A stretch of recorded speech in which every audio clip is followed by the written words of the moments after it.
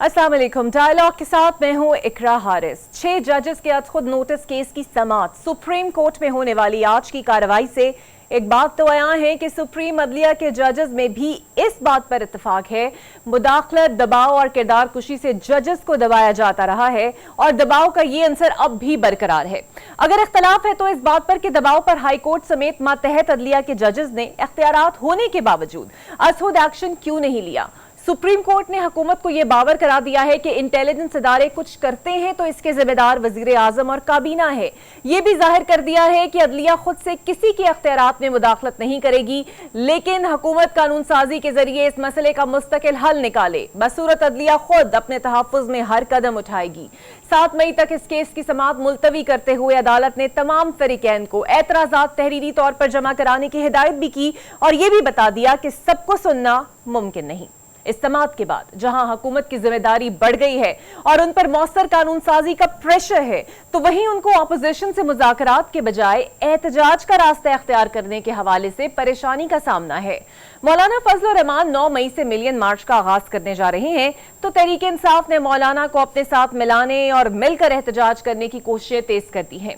मौशी मैदान में stand by agreement की आखिरी किस्त जारी होने से हुकूमत को कुछ सुख का सांस नसीब हुआ है, तो इसी हुकूमत को सियासी अदम इस्तेकाम और अपनी बका का खतरा भी लाहक है।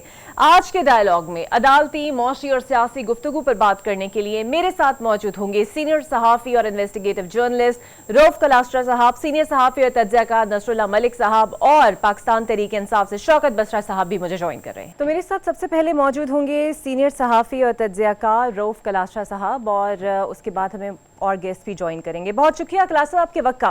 सर, सुप्रीम कोर्ट में 6 जजेस की जो खत की समाअत हुई और मुदाखलत पर तमाम जजेस यकजबान ही नजर आए, तो आपको लगता है कि ये जो एतराफ़ किया गया है इसके बाद किसी तहकीकात या जुडिशल कमीशन की ज़रूरत रहती है? बड़ा मेरा ख्याल है आपने एक अहम सवाल किया, बल्कि वो कहते हैं ना कि दरिया को कूजे में बंद करना, ये बात मेरे जहन में भी नहीं आ रही थी जो आपने की है कि अगर सारे जजेस ये कह रहे हैं और उन्होंने बताया है कि इस तरह की चीज़ें होती हैं और हुई हैं, अगरचे 2 उसमें जो साबिक वो चीफ जस्टिस हैं लाहौर हाई कोर्ट के मंसूर अली शाह साहब और उसके जस्टिस अतर मनीला साहब चीफ जस्टिस, वो भी इस्लामाबाद हाई कोर्ट कह रहे हैं, तो वो ये कह रहे हैं जी हमारे दौर तक नहीं होती थी, तो अगर उस वक्त चीज़ें नहीं होती थी। 101 गवाही ये भी तो आई है कि 2 साबिक वो चीफ जस्टिस हैं, वो ये कह रहे हैं जब तक हम थे, वो लाहौर में थे या इस्लामाबाद में, तो इस तरह की कोई इंटरवेंशन नहीं होती थी। अब सवाल ये उठता है कि उनके जाने के बाद क्यों हुई है। और अभी लाहौर से तो खैर कोई ऐसा किसी जज ने कोई लेटर नहीं लिखा, ना वहाँ रिकॉर्ड कोई चीज़ें आई हैं, तो इस्लामाबाद में तो आ चुकी हैं, वो 6 के करीब जजेस हैं वो लिख कर दे चुके हैं, या 5 के करीब जो भी हैं, तो वो ये बड़ी थोड़ी सी मेरा ख्याल दैट्स वेरी उसमें डिस्टर्बिंग है कि जब तक वहाँ पे ये चीफ जस्टिस अतर मनीला साहब थे तो किसी को, कोई एजेंसी को या किसी बंदे को, ऑपरेटिव्स को जरूरत नहीं होती थी कि वो जाएं और उस पर चीफ जस्टिस साहब पे दबाव डालें या उनके जो बाकी फेलो ऑनरेबल जजेस हैं उनको कोई कन्वे करने की कोशिश करें। सो इट्स, अगर मुझसे पूछें जान के मान पाकर मैं मतलब इस पे कमेंट करूंगा अब कि फिर तो जो मौजूदा चीफ जस्टिस हैं, उस चीफ जस्टिस साहब हैं इस्लामाबाद हाई कोर्ट के, फिर तो वो मतलब उनको इस पे बात करनी चाहिए कि उनके 5 या 6 जजेस ये कह रहे हैं कि जब तक चीफ जस्टिस अतर मनीला साहब थे तो मतलब किसी को जरूरत नहीं हुई, कोई अब अप्रोच नहीं करता था।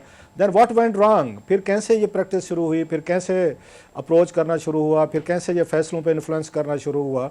सो आज वाली समाअत अगर देखें तो उसमें बड़े सीरियस क्वेश्चन उठते हैं। वो ठीक है आपकी बात कि उसके बाद कमीशन की क्या वो रह जाती है जब सुप्रीम कोर्ट के जजेस खुद ये बातें कह रहे हैं कि इस तरीके से किया गए हैं या क्या हुआ, लेकिन साथ में मैं फिर कहूँगा कि सीरियस सवालात फिर कुछ और जजेस पे उठ जाते हैं, स्पेशली जो उनके बाद जिन्होंने रिप्लेस किया, कि अब उनको थोड़ी वजाहत देनी चाहिए कि वो क्या कहते हैं, क्योंकि अब तक हमने जो उनके चीफ जस्टिस हैं उनकी तरफ से कोई, अगर मैं गलत नहीं कह रहा, तो कोई बात सामने नहीं आई, उनका कोई मौक़िफ़, कोई स्टेटमेंट, कोई कमेंट, कोई प्रोसीडिंग के दौरान तो मेरे कोई उसमें से नहीं गुजरी नोटिस में से कि वो क्या कहते हैं इस पे जो बाकी जजेस हैं उनके नीचे या उनके फेलो जजेस जो हैं। बिल्कुल सही सर, एक मुश्तरक चीज़ ये है कि आप भी उसका खासा शिकार रहते हैं सोशल मीडिया पर, वो है ट्रोलिंग।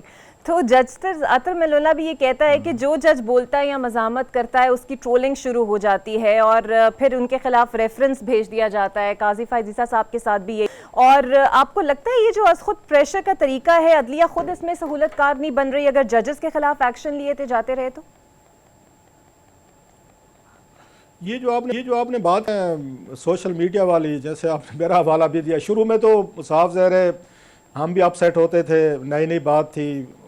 अगेन हर बंदा जो अपने इमेज की फ़िक्र करता है, अपनी इंटेग्रिटी की, अपनी प्रोफेशनल स्टैंडिंग की, फैमिलीज हैं, बच्चे हैं, फ्रेंड्स हैं, जानने वाले हैं, सो आपको लगता है कि यार ये बात जो है मेरे बारे में जो की है, किसी ने कोई गलत बात की, अब्यूज़िव लैंग्वेज आपको पता है वहाँ पे हमारे यहाँ तो जो उसको तनकीद या इजहार का मतलब तो ये है कि अब्यूज़ करें दूसरे को, हमारा कल्चर है सारा, यहाँ पे किसी ने कोई आपको कोई डिसेंट तरीके से बात तो नहीं करनी होती, अगरचे बहुत सारे लोग हैं करते भी हैं, लेकिन आपके ये क्रिटिक्स करते हैं।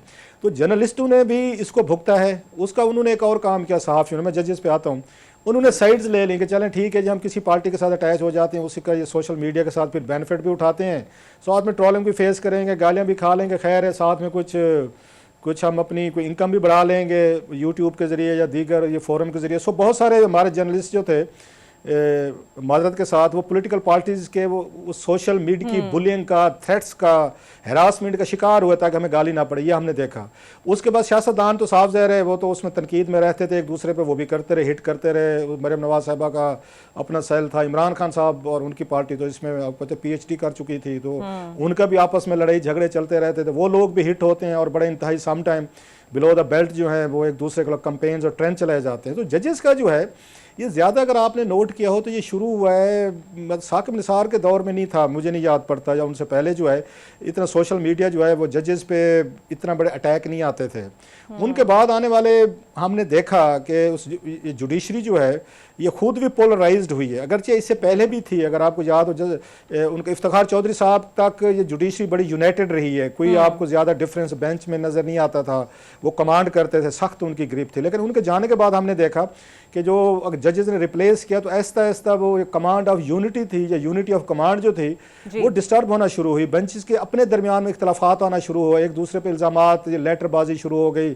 आपको याद होगा जस्टिस ये काजी फैज़ ईसा साहब के खिलाफ जब रेफरेंस आया इमरान खान साहब के दौर में तो बेंच उस वक्त भी डिवाइडेड था और उस वक्त भी लेटरबाजी चल रही थी। चीफ जस्टिस उस वक्त ये आसिफ सईद खोसा साहब थे, तो उनके और ये काजी साहब के दरमियान भी इस तरह इशू चलते थे। फिर उसके बाद हमने देखा कि आने वाले उसमें उमर अता बंदियाल साहब है तो उनके दौर में भी ये चीज़ें थी। सो ये पहली दफ़ा हमने देखा आल तो ये एग्जिस्ट करती थी चीज़ें बेंच के अंदर, आपस में डिफरेंस ऑफ ओपिनियन होना कोई बुरी बात नहीं है, तो फैसलों में भी आ जाता है कि 5/3 आ गया या 4/3 आ गया, जजेस एक दूसरे से डिफर करते हैं, लेकिन वो फिर वो ये मतलब प्रिडिक्टेबल होते गए कि ये फलां का जज है, ये उस पार्टी के हक में फैसला करेगा। इवन बेंचेस जो बनाए जाते थे आप बेंचेस को देख के फैसला दे देते थे कि फैसला क्या आएगा। अगर आपने पहले से इस तरह की चीज़ें अगर हमारी जुडिशरी के रिलेटेड अगर आप जो है बेंच की फॉर्मेशन से फैसला बता दें तो फिर मेरा ख्याल है हमारी जुडिशरी के लिए बड़ा एक अपनी क्रेडिबिलिटी को ये मेंटेन रखना मुश्किल था। सो जो तकसीम शुरू हुई सोशल मीडिया बाद में एंटर हुआ है, सोशल मीडिया को स्पेस मिली है जुडिशरी के अंदर से,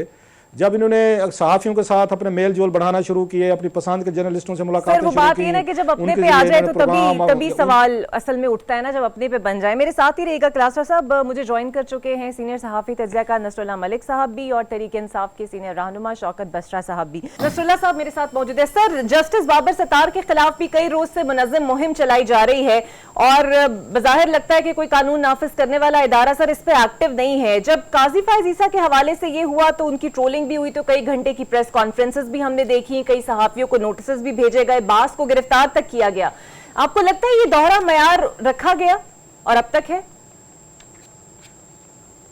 देखिए, मैं अभी सुन रहा था अपने भाई शौकत बसरा साहब को, असल में हम पाकिस्तान की तारीख पता नहीं क्यों भूल जाते हैं। ये फैज़ ईसा साहब को और उनकी एहलिया को कटहरे में ला के मैंने और क्लासा साहब ने खड़ा किया था।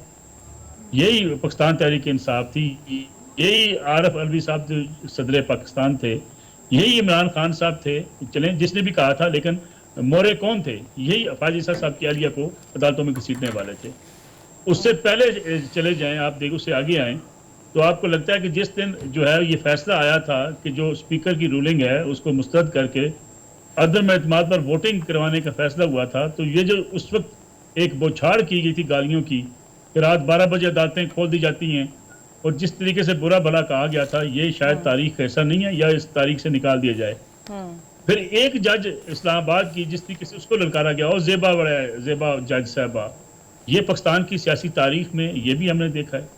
सियासतदान सिर्फ अपने लिए जो अपनी मलिक साहब सुप्रीम कोर्ट पे हमले का भी रेफरेंस देते हैं।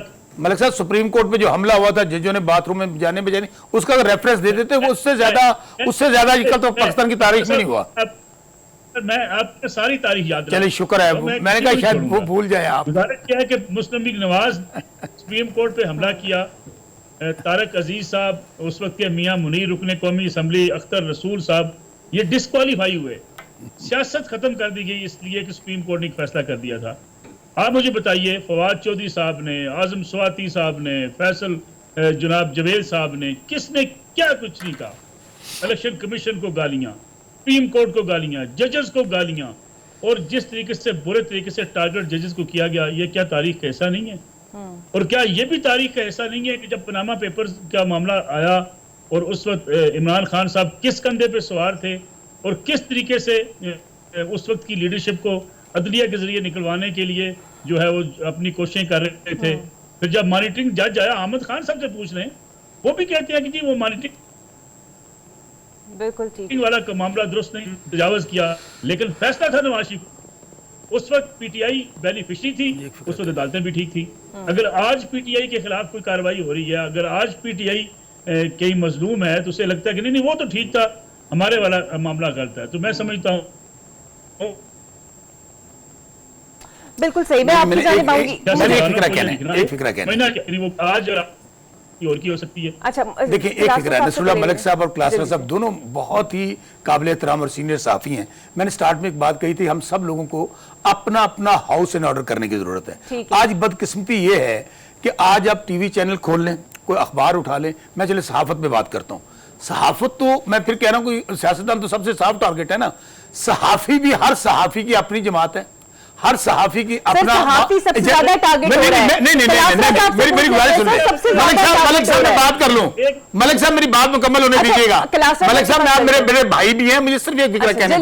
बदकिस्मती से मैं फिर कह रहा हूं, इस वक्त हम सब लोग शायद अपने अपने दायराकार से निकलकर अपनी पसंद नापसंद के साथ मामला को लेकर चल रहे हैं। और ये मेरे ख्याल में एक मिनट इसको भी दे दे जरा, सिर्फ एक मिनट सर ले ले, मुझे क्लासर साहब के सामने लाना है जी। कि मीडिया की तारीख में कभी किसी साफी ने कहा कि जनाब इमरान खान साहब तब्दीली की अलामत हैं, उनको इस मुल्क के अंदर इलेक्शन जीतना चाहिए? कभी किसी ने कहा कि मियां नवाज शरीफ? सर मैंने सबके मुतालिक कहा है, मेरी आपने बात फॉलो नहीं की। मलिक साहब मैंने सबके मुतालिक बात की है। दीजिए मुझे सर। अगर कोई भी किसी की साइड ले रहा है, हर किसी को अपना अपना काम करना चाहिए। मैं तो ये बात कर रहा हूँ, अगर कोई कर रहा है वो भी गलत कर रहा है, मैंने ये बात कही है। स्टेज पे बिठा के तकारीर करवानी और ये फिर ये कहना कि जनाब ये हमारे कैंप के लोग हैं। ये प्राइम मिनिस्टर इमरान खान साहब ने बुला के कहा एक दिन कि ये लोगों को मेरा बिल्कुल सही। नसरुल्लाह साहब से मुझे मौका दीजिएगा। मेरे साथ नसरुल्लाह मलिक साहब आप अपने पे बात ले गए, आप मेरे भाई हैं। मैंने जो बात कही है ट्राई टू अंडरस्टैंड, मैंने सिर्फ ये बात कही है कोई भी अगर कर रहा है तो वो गलत कर रहा है। मैं भी कर रहा हूं तो गलत कर रहा हूं। क्लासर साहब सर आप भी समझते हैं सहाफी तो वैसे सबसे ज्यादा सॉफ्ट टारगेट होता है, उसे किसी भी पार्टी का बना दिया जाता है। आज वाडा साहब भी पहुंच गए जस्टिस बाबर सत्तार के ग्रीन कार्ड से मुतालिक खतो किताबत की तफसीलात मांगने पर। तो इतनी पोलराइजेशन हो जिस मुल्क के अंदर, वहां का नौजवान तो सर कुछ भी एक्सपेक्ट नहीं करेगा। बड़ी इंटरेस्टिंग अभी बहस हो रही थी, मेरे ये भाई हो गए बसरा साहब और मेरे दोस्त और कुलीग जो हैं नसरुल्लाह मलिक साहब। लेकिन मैं नसरुल्लाह मलिक साहब मेरे अगेन हम इकट्ठे काम भी करते हैं, दोस्त भी हैं, आज भी इकट्ठे थे हम लंच पे। लेकिन हमें से डाल जैसे मेरा ख्याल बसरा साहब के पॉइंट में ना वज़न है, मुझे थोड़ा सा इसको एक्सप्लेन करने दें। वो ठीक बात कह रहे हैं। हमारी जो ये जर्नलिस्ट जो हैं ये वाकई इन्होंने पॉलिटिकल पार्टीज़ के हम मतलब स्पोक्समैन बने हैं, इसमें कोई शक नहीं है। और ये नसरुल्लाह मलिक साहब ने ठीक कहा कि इमरान खान साहब के कंटेनर पे बहुत सारे जर्नलिस्ट, एंकर्स, कॉलम निगार जाते थे।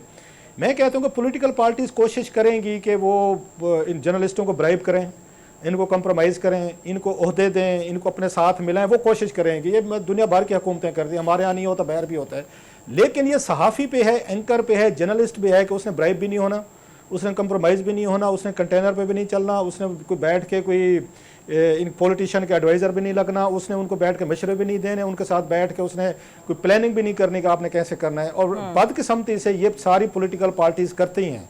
और मैं मतलब उसमें अगेन अजीब सा लगेगा, again being a journalist my self, the fault lies at the end of us. ये हम सहाफ़ियों का कसूर है कि हम वो रेड लाइन जो है, एक चलो मुलाकातें करना, मिलना, हर जर्नलिस्ट ने मिलना है, सियासतदानों से मिलेगा, उसको खबर चाहिए, एक्सेस चाहिए, हो क्या रहा है, दैट्स आवर जॉब।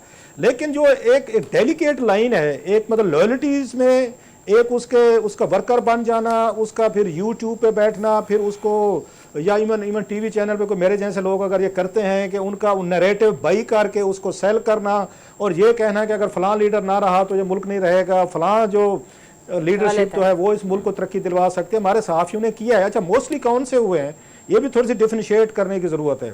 अब नसरुल्लाह मलिक साहब जैसे लोग हैं जो ग्रास रूट से हैं, जो प्रॉपर एक जर्नलिज्म करके हैं, जिन्होंने मारें खाई हैं, इन्होंने फील्ड रिपोर्टिंग की है, और बहुत सारे लोग हैं जो प्रिंट से आए हैं, जो इंग्लिश जर्नलिज्म से हैं, उर्दू से हैं, उनकी ट्रेनिंग बड़ी डिफरेंट है।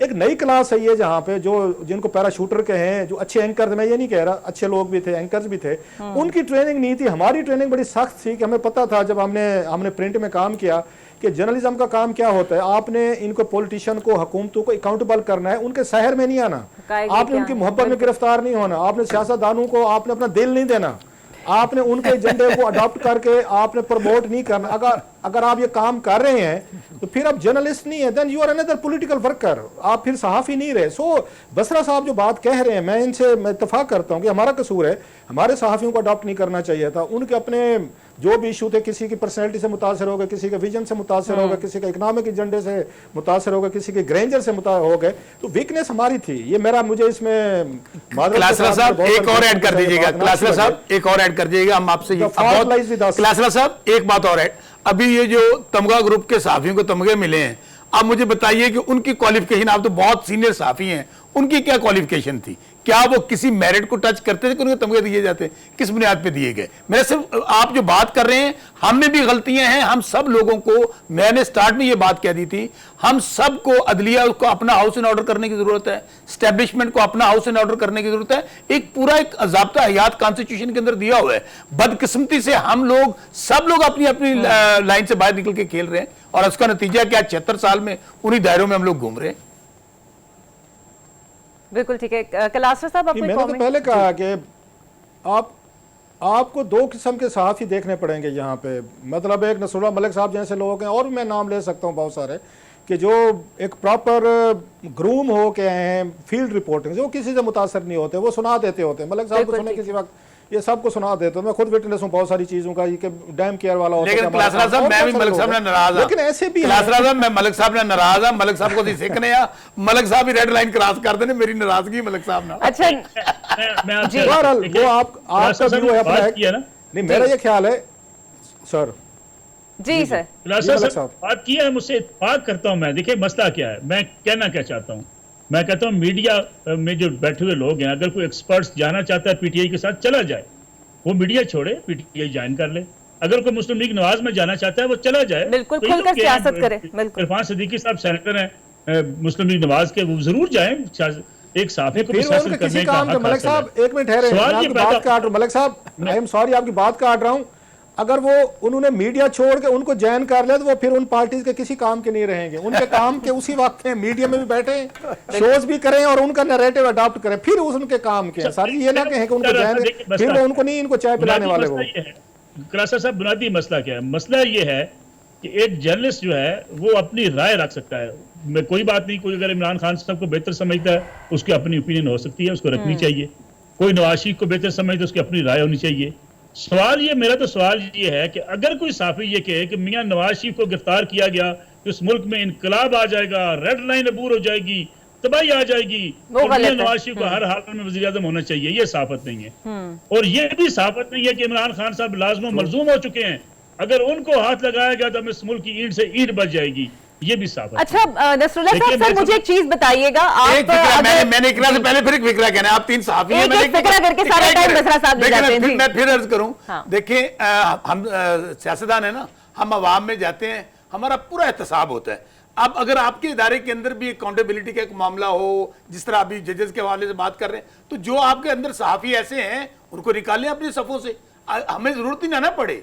अगर आपके लोग ऐसे लोग अंदर मौजूद हैं। नहीं सर, एक मिनट बसरा साहब, बसरा भाई एक थोड़ी सी बात बताओ। मैं जैसे आप बता रहे हैं ना, आप लोगों की अकाउंटेबिलिटी है, हमारे ऊपर भी लॉज हैं। ये ना कहें कि हम मादर पिदर आजाद है, मैं टीवी पे बैठा हूँ, इकरा बैठी है, मलिक साहब होते हैं, we are accountable to lot of people. मैं बता देता हूँ, मैं अगर कोई गलत खबर देता हूं सर, टीवी पे बैठ के कुछ स्कैंडल देता हूं, स्टोरीज करता हूं, किसी को खुदा ना खासा डिफेम करता हूं गलत तरीके से, मुझे पेमरा बुला सकता है सर, आप जा सकते हैं पेमरा में, मेरे ऊपर लाखों करोड़ों के जुर्माने हो सकते हैं, मेरा शो बंद हो सकता है, हमारे ये चैनल का लाइसेंस कैंसिल हो सकता है। ये एक साइड है, ये देखते हैं कितने कितने लाज हैं, वहां पेशियां होती हैं, मैंने भुगती है, मेरे पे 15 केसेस हुए थे सर, पेमरा में मेरे 45-50 पेशियां भुगती हुई हैं।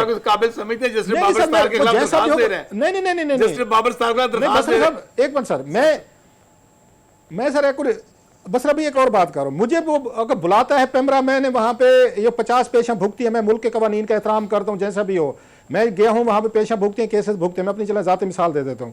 आप कोर्ट पे जा सकते हैं सर, डेफेमेशन के केसेस कर सकते हैं, और केसेस होते हैं, थोड़ा सा आपको 2-3 साल फॉलो करना पड़ता है, थिंग्स हैपन, मैंने खुद किए थे और 3 केसेस मैंने जीते हुए हैं। सो लोगों के पास ऑप्शंस हैं, अगर आप समझते हैं कि आपको वहां पे साइबर क्राइम हो रहा है, एफआईए के पास जा सकते हैं, आप तो पुलिस के पास पावर्स आके साइबर क्राइम। ठीक है कलासा साहब, सर मुझे मौका दीजिएगा, आप हमें डिसिप्लिन कर सकते हैं, अकाउंटेबल कर सकते हैं। बिल्कुल ठीक, प्लीज यहाँ पर एक ब्रेक लेते हैं और ब्रेक के बाद आएंगे और नसरुल्लाह साहब से मजीद इस पर बात करेंगे। वेलकम बैक, प्रोग्राम का सिलसिला आगे बढ़ाते हैं। नसरुल्लाह साहब, इसहाक डार साहब ये जो डिप्टी वजीर आजम होंगे, ये बेअख्तियार होंगे, बाइख्तियार होंगे, इनकी तैनाती अचानक क्यों हो गई सर? इस हवाले से आपके पास कुछ मालूमात है? देखिए, ये कहना कि बेअख्तियार होंगे शायद मैं इससे इत्तेफाक नहीं करता।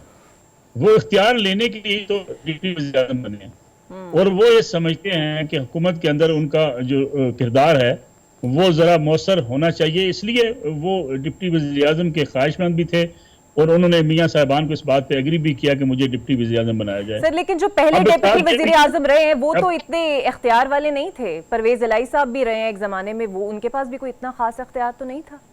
मेरे ख्याल में उस वक्त बड़ा वाज़ेह कर दिया गया था, उनके नोटिफिकेशन के अंदर भी शायद इस बात का जिक्र है कि वो उनकी पावर्स क्या होंगी, वो प्राइम मिनिस्टर की पावर्स यूज नहीं कर सकेंगे। इसहाक डार साहब का मामला थोड़ा सा मुख्तलिफ है। इसहाक डार साहब मियां नवाज शरीफ साहब के समधी भी हैं और मियां नवाज शरीफ साहब के मंजूर नज़र भी हैं, इसलिए शायद इसहाक डार साहब की कोई पेनिट्रेशन जो है वो हुकूमत के अंदर होगी। सवाल ये पैदा होता है, यानी अभी ये भी कहा जा रहा है कि बजट के बाद पीपल्स पार्टी अगर कैबिनेट का हिस्सा बनती है तो वजारत खारजा बिलावल साहब के पास चली जाएगी, फिर जो है इसहाक डार साहब डिप्टी वज़ीर आज़म होंगे। लेकिन इस बात से हम सबको ये बात मान लेनी चाहिए, हम इख्तियारात की क्रेजी कौम हैं।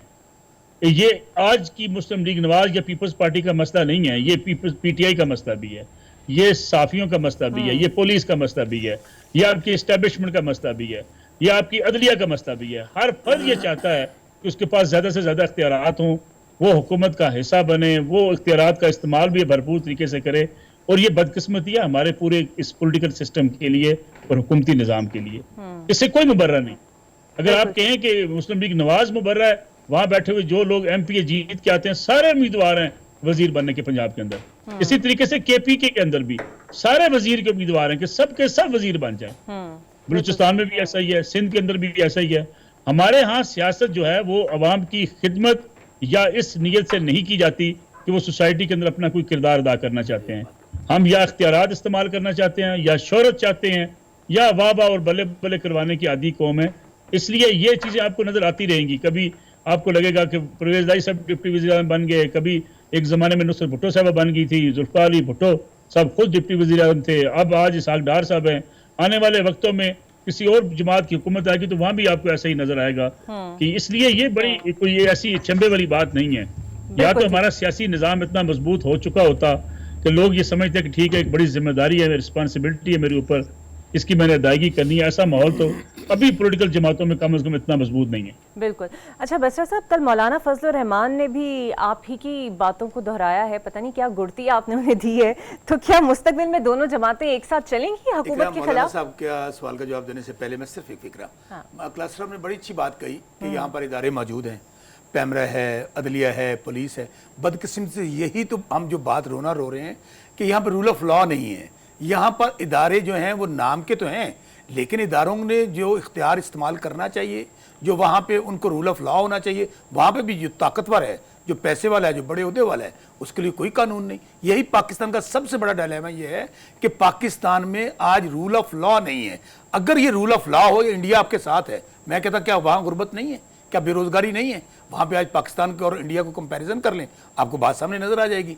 और दूसरी बात फिर मैं आपको अर्ज करूँ कि ये जो आपने बात की ना मौलाना साहब वाली, देखिए मौलाना साहब के जो इल्ज़ामात है ना, हम तो वो बातें कर भी नहीं सकते जो उन्होंने बलूचिस्तान असम्बली के मुतालिक बातें की, जो उन्होंने सिंध असम्बली के मुतालिक बातें की, वो तो कह रहे हैं बाकायदा असम्बली के बारे में बात सर। अच्छा सुनिए, मैं बड़ा अहम बात करने लगा।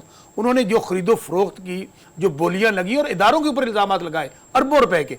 जहां तक आपने केपी की बात की मलिक साहब, हम लोग कमीशन बनाने जा रहे हैं, 2 कमीशन केपी के अंदर। हम 9 मई के हवाले से कमीशन बनाने जा रहे हैं, हम लोग धांधली के हवाले से कमीशन बनाने जा रहे हैं। जिसको जो इश्यू होगा, जो रेटरिक बनाया जा रहा है 9 मई वाला, कि जो मैं बार बार कह रहे हैं कि that was false flag operation against PTI को खत्म करने के लिए, पीटीआई को टारगेट करने के लिए हम बार बार कह रहे हैं। कल असद कैसर साहब ने कहा है on the floor of the house, बनाए, गवर्नमेंट है ना नून लीग की, हमारे मुखालिफ है सारे, बनाए 9 मई का कमीशन, बनाए आप धांधली के हवाले से कमीशन, कोई नहीं बनाएगा। सर आप लेकिन हम हाथ नहीं झाड़ सकते ना 9 मई के वाकये से। अच्छा मैं कब कह रहा हूं इकराम, क्या है, एक मिनट मलिक साहब, एक मिनट मलिक साहब जी सर, किस कमीशन की जरूरत है? हाँ जी मैं बताता हूं। अच्छा हम बार बार ये कहते हैं, आपके सारे लीडर चढ़ दौड़े इदारों के ऊपर ना सर, ना गलत बात हो रही है सर, गलत बात हो रही है। मलिक साहब मेरे भाई, मलिक साहब ना करो, मौजूद है, आप चेयरमैन की तकरीर मौजूद है, कर ली बात। लोग जीएच क्यों ना चाहते हैं या आपकी कॉल्स फौजी अफसरान के घरों पर ना जाते तो कहां जाते? कर ली बात आपने, मलिक साहब बात कर ली। हम क्या कहते हैं कि जो 9 मई में मुलव्वस हसन को दे सजाएं, आज 1 साल हो गया, आज तक मैं वकील भी हूं छोटा सा, क्या कुछ चलान सेंड टू कोर्ट हो गया? क्या बंदे सामने आए? मिलिट्री कोर्ट ट्रायल कर रही है टोटल 100 बंदों का, जो सिविलियन का ट्रायल कर ही नहीं सकती। हमें तो बताया गया 102 बंदे मौजूद है। आज पूरा पाकिस्तान 1 साल हो गया है कि 9 मई और भाई 9 मई के हकायक सामने लेकर आओ, बनाओ जुडिशियल कमीशन, लाइव प्रोसीडिंग करे काजी फाइज साहब, हमें बताएं कि जिना हाउस पे किस किसने हमला किया था, बताएं हमें कि शोधा के किस किसने। बात ये नहीं है मलिक साहब, सुन तो लें, आज भी मैं आपके सामने बैठा हूं ना, मेरे ऊपर 30 ये जो आप बात कर रहे हैं ना, 1 मिनट, मेरे ऊपर 30 एफआईआर हैं, 30 एफआईआर मेरे ऊपर है। कलासा साहब, एक और कमीशन ये केपी में बनाने वाले 9 मई के हवाले से, सर आपको लगता है इसकी जरूरत पड़ेगी कमीशन बनाने की? जो फैसले होने वो तो होंगे। मेरा ख्याल है कि वो ठीक है, बसरा भाई की अपनी एक राय है, वो respect it, having said all this, ये एक सेकंड थॉट है पीटीआई की लीडरशिप का, जो बड़ी देर बाद इन्होंने इसको अपने रीएडजस्ट किया, पोजीशनिंग इन्होंने बदली। अगर आप 9 मई के बाद देख लें, 9 मई से पहले देख लें, तो वो खान साहब तो खुद कहते थे, जब इस्लामाबाद आ रहे थे जिस दिन गिरफ्तार किया गया था, उनकी वीडियो है अपनी मौजूद है, उन्होंने बयान दिया था कि जनाब कि मुझे अगर कुछ कहा गया तो लोग रिएक्ट करेंगे, लोग आएंगे, सड़कों पे आएंगे, एहतजाज करेंगे। उन्होंने बहुत सारे ट्रेंड चलाए, उनकी बहुत सारे, उनकी लीडरशिप जो है बड़े टॉप की, ये ट्विटर पे चले जाएं, अगर आप डिलीट नहीं किए तो इनके जितने बड़े लीडर थे वो सारे कहते थे इमरान खान साहब हमारी रेड लाइन है, इनको गिरफ्तार किया गया तो हम नहीं छोड़ेंगे। बनी गाला में उसको जमान पार्क में देख लें, उस वक्त वो क्या सारी चीज़ें तकरीरें होती थी और ये सारे लीडर कहते थे अपने वर्कर्स को कि रेड लाइन है। फेयर इनफ, इमरान खान साहब जो हैं, जब इनकी गिरफ्तारी हुई जिस पे 9 में सारा कुछ हुआ और इनको जमानत मिली थी, यहाँ से अता ये बंदयाल साहब ने बुला के सुप्रीम कोर्ट में उन्होंने इनको बुलाया और इनको कहा कि सर आप जो है जाके ना वो करें, इसकी मजम्मत करें 9 मई की। तो खान साहब ने कुछ जाके आप देख ले, कोई मजम्मत नहीं की थी। बाद में बड़े अरसे बाद कहा था कि हाँ नहीं होना चाहिए था, जिन्होंने किया है गलत किया। इससे पहले वो फिर उन्होंने कहा था, वीडियोस मौजूद हैं, उन्होंने कहा जनाब के साफ जरा मुझे पकड़ेंगे तो मेरा वर्कर तो निकलेगा, वो बह रहेगा।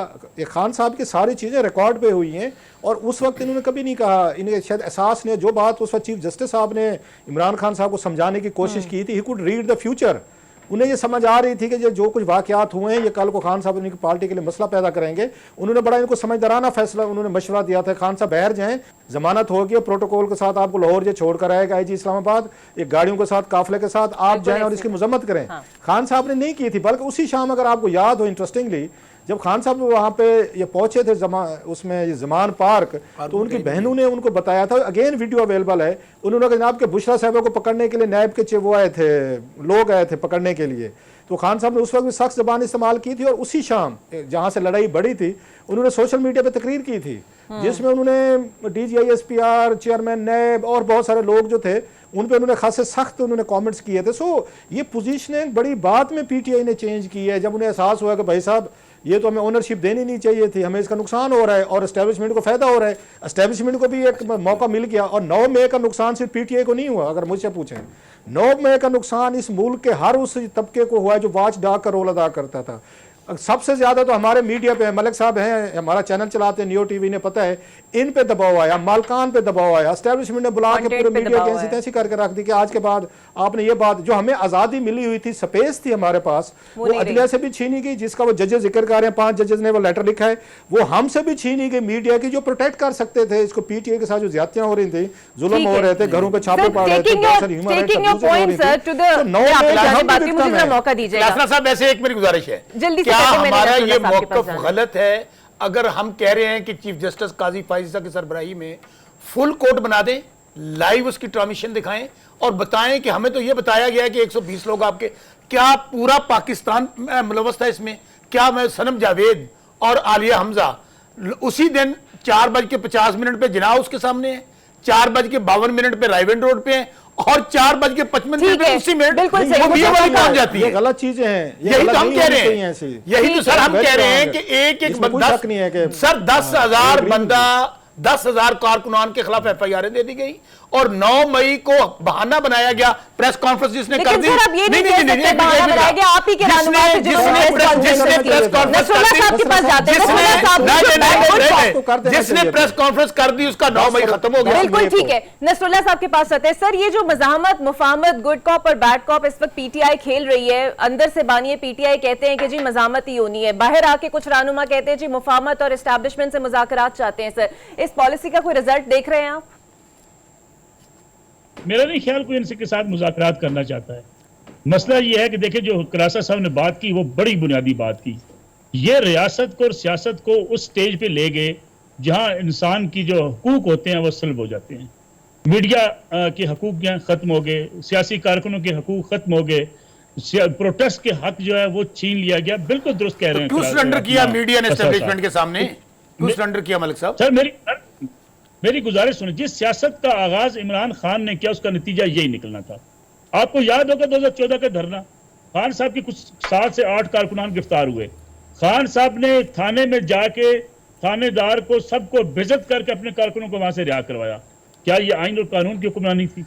उस रोज धरना में जो लोग कहा गया कि यहाँ कुछ लोग शहीद हुए हैं फायरिंग के नतीजे में, बोसा साहब से पूछे कभी पार्लियामेंट के हाउस के सामने होने वाली फायरिंग का कभी इन्होंने मुतालबा किया? ये पीटीवी पे चढ़ दौड़े थे, ये उस वक्त हर इदारे पे चढ़ दौड़े थे। और जो खान साहब ने कहा सिविल नाफरमानी की तहरीक मैं चलाऊंगा, हुंडी के जरिए पाकिस्तान पैसे भेजे जाए, मुल्क की इकानमी बिठा दो, और चैलेंज दो इदारों को कोई इदारे तबाह हो चुके हैं, फिर कहा आर्मी चीफ की तैनाती रोक दो, वो नहीं करने दूंगा और पिंडी की तरफ जुलूस लेकर जाऊंगा। ये सियासत जब बंद गली में जाती है उसका नतीजा यही निकलता है। जब सियासत रियासत को चैलेंज करना शुरू किया, लेकिन मैं गुजारिश करूं आपसे, प्रोटेस्ट से कौन रोकता है? कभी प्रोटेस्ट से पीटीआई को नहीं रोका गया था। लेकिन अगर पीटीआई के एक लीडर को गिरफ्तार करने के लिए पुलिस आती है, मुझे बताइए आगे से जो है वो फायरिंग की जाती है, आगे से पथराव किया जाता है। भाई आपके ऊपर झूठा मुकदमा है, आप गिरफ्तारी दें, अदालत में जाकर अपनी जमानत करवा लें। सवाल यह है कि पीटीआई इस जोन में मुब्तला हो गई थी कि मुकदमा करना, मुकदमा कर लो, हमें गिरफ्तार तुम लोग नहीं कर सकते, कोई इदारा गिरफ्तार नहीं कर सकता। नहीं मलिक साहब मैं यहाँ पे इंटरफेयर करूंगा, मलिक साहब यहाँ पे इंटरफेयर करूंगा। 16 महीने मलिक साहब नहीं 16 महीने पीडीएम की हुकूमत सुन लें जी, कर लें। कहते हैं आइन और कानून इदारे मजबूत करने चाहिए थे। आपने जो टाइगर फोर्स बना डाली, जो दुकानों पर जाकर लोगों को धमकाती थी, खान साहब ने कहा मेरी टाइगर फोर्स इंप्लीमेंटेशन की फोर्स होगी, जो डीसी के ऑफिस में जाके घुसना शुरू हो गई, एसीज के दफ्तर में जाके लोगों की धमकियां लगाना शुरू हो गई। यानी आप पॉलिटिकल फोर्स थे, आपने कहां से ये तालिबान वाला कल्चर ले लिया था? जब आप इस सतह पे गए, फिर 9 मई के जो भी सनम जावेद साहब की बात कर रहे हैं, चलिए उन पे मुश्किल वक्त है, उनकी वीडियो आप निकाल के चला सकते हैं। अली हमजा की जो वीडियो वो वहां खड़े होकर कोर कमांडर हाउस के बाहर, जो मीडिया के या जमान पार्क के बाहर खड़े होकर लोगों से बातचीत कर रही हैं, इतनी गंदी गालियां पुलिस अफसरान को दे रही हैं और इतनी गंदी गालियां आपकी अफवाज पाकिस्तान को दे रही हैं, जितनी गालियां इदारों को दे रही हैं, जो मीडिया के बारे में जो गंदी जुबान इस्तेमाल कर रही हैं। कभी ऐसी जबान किसी खातून ने बिल्कुल सही, वो भी गलत था और ये भी गलत है। मलिक साहब मैं जान की अमान पाऊं तो अर्ज करूं, कर दें 16 महीने पहले पीडीएम की हुकूमत थी, इन्हीं की हुकूमत थी ना, करे हमारे खिलाफ कार्रवाई, फिर आज इनकी फिर हुकूमत है, बनाए कमीशन बना ले। और अगली बात मलिक साहब, हजे तक दिल ठंडा नहीं होया, लीडर के खिलाफ 200 मुकदमा दर्ज कर दिया, दहशतगर्द कह दिया, गद्दार कह दिया, उनको आपने करप्ट कह दिया, और फिर भी सजा किस पे दी? निकाह पर। मेरा तो कहने का मकसद सिर्फ यह है कि आलिया हमजा ने अगर किया था तो एक मुकदमे की बजाय उसके ऊपर 100 मुकदमा कैसे बन गया? गुजारिश सिर्फ इतनी है कि क्या हमारा मुतालबा गलत है? हम कहते हैं कि भाई हमारे खिलाफ कार्रवाई होगी ना, बनाए जुडिशियल कमीशन। आप सहाफियों को तो हमें सपोर्ट करना चाहिए कि अगर हम लोगों ने गलत किया है, सपोर्ट करते हैं, सपोर्ट करना चाहिए चाहे आपको। जहां बानी पीटीआई को सपोर्ट करने की बात आई वहां पर भी की है, किसी और जमात को करने की है, बहरहाल मुदाखलत हो या प्रेशर हो कहीं भी नहीं होना चाहिए। बहुत शुक्रिया आपका रऊफ कलाशरा साहब आपके वक्त का। नसरुल्लाह साहब मौजूद थे और शौकत बसरा साहब मेरे साथ मौजूद थे। मुझे दीजिए इजाजत, कल होगी आपसे फिर मुलाकात। अल्लाह हाफिज।